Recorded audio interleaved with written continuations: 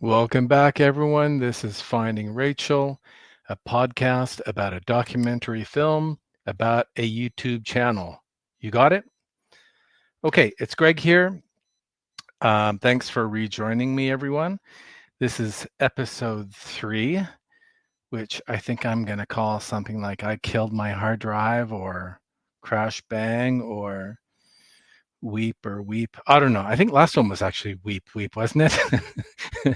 I don't think it started very well. There's a lot of weeping and things being broken. Um, but hey, this is the creative process, right? Uh, this is also what people commonly refer to as kind of non-linear thinking, non-linear production, non-linear editing. Although I guess I guess there's a certain linearity, right, to gravity. So anyway, why don't I start to tell you about what exactly I'm rabbiting on about here? So I've got just a few updates for everyone.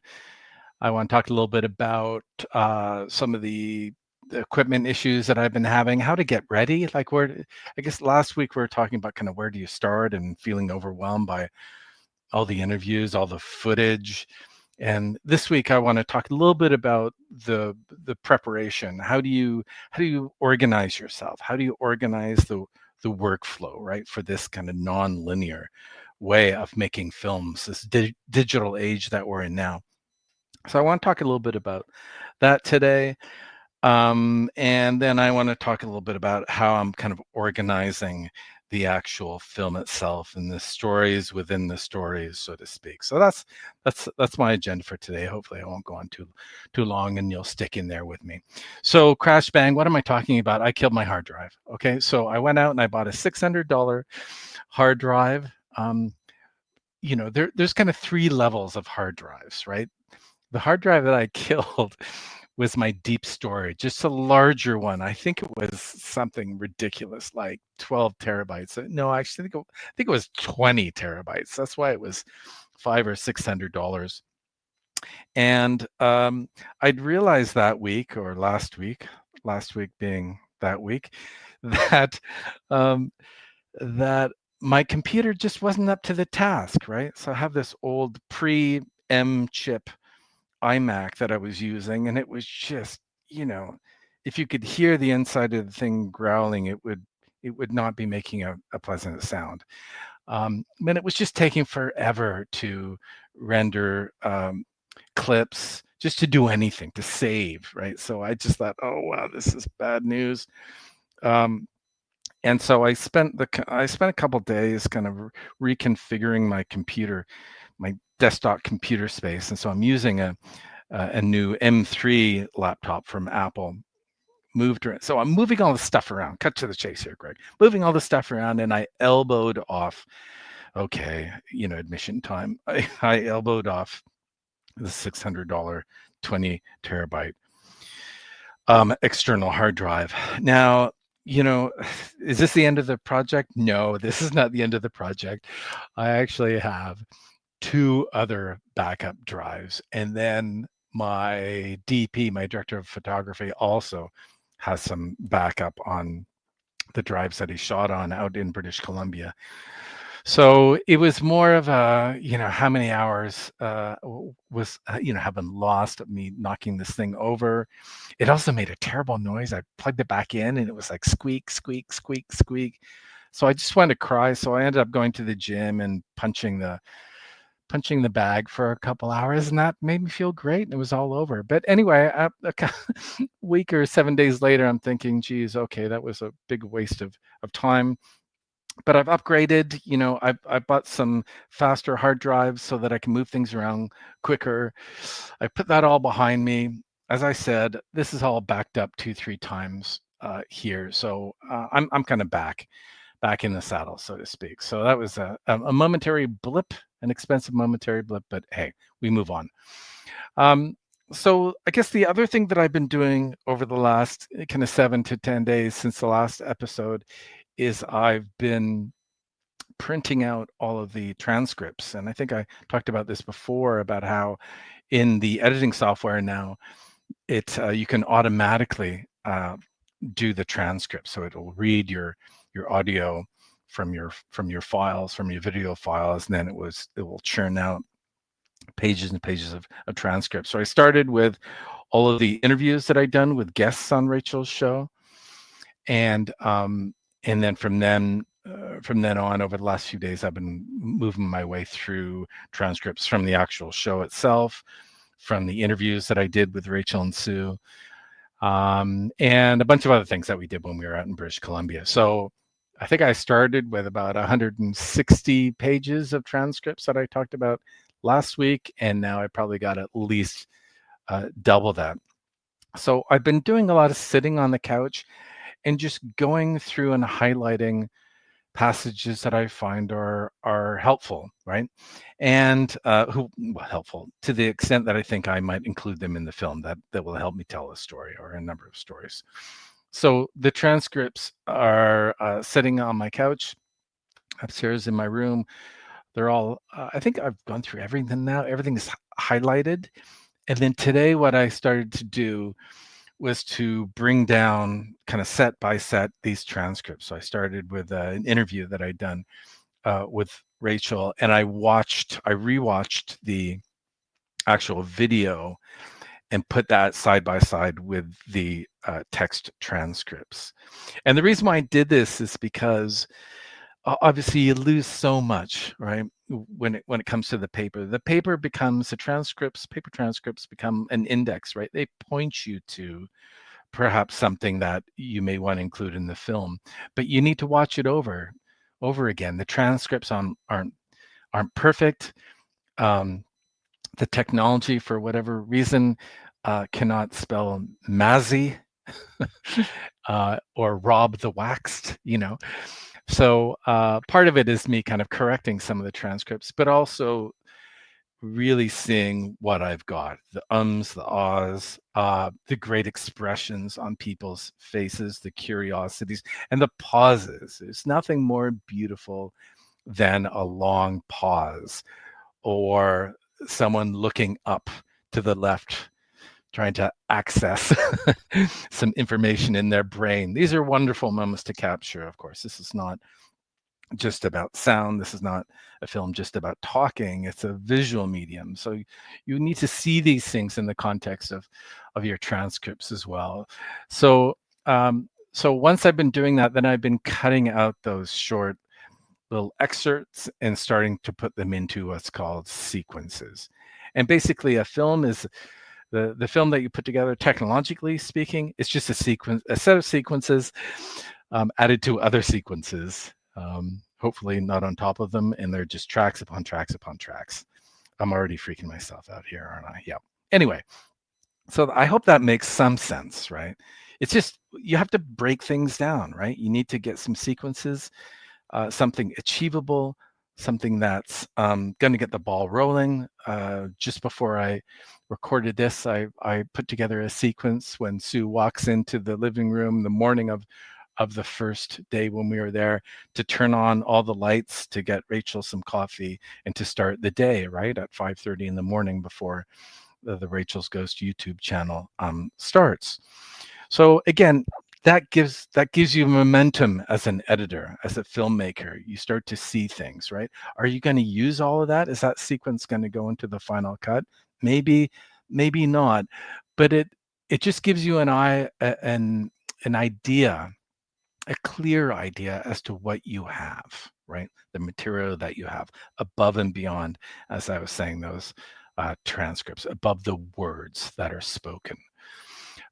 So that was this afternoon, putting together some of these sequences, right? And basically what you do after is you have a few sequences, is you start to put the sequences together, and you cut and paste sequences into a longer and longer and longer timeline. Okay, so that's just, again, very short form way of thinking about technically how you put the film together with this editing software. I'm using Premiere Pro.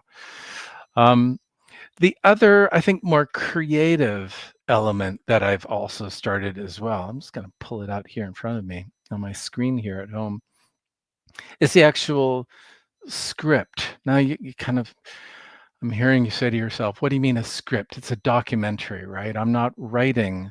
This is not a piece of fiction. I'm not writing something. I didn't write lines for Sue and Rachel, of course, although I did get Rachel to do a little bit of acting, and I think she felt very uncomfortable doing that, which was great. Um, but when I talk about a script, I'm talking about the story, kind of mapping out the story. And I'm a very visual person. I'm still a person who likes to have piles of books or um, or certain ways to arrange my music, right? I need to see things that need to be together. There needs to be a logic to it. And it's no different in making a film, right? You need to be able to kind of map out literally, visually.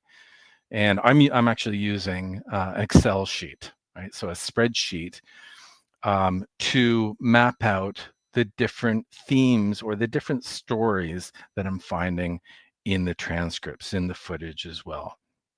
And so I think the goal of this mapping exercise, this script writing, this visualizing of script writing, is to then be able to see your film, right? How long whether or not each section is too short, whether or not the different subplots, if you will, if they interact with others, when do they interact with others? When do you bring in new stories? When do you bring in new characters, and so forth? And so I'm looking at my Excel sheet here at home, and I've probably got, what have I got? 1, 2, 3, 4, 5, 6 kind of subplots in this in this story.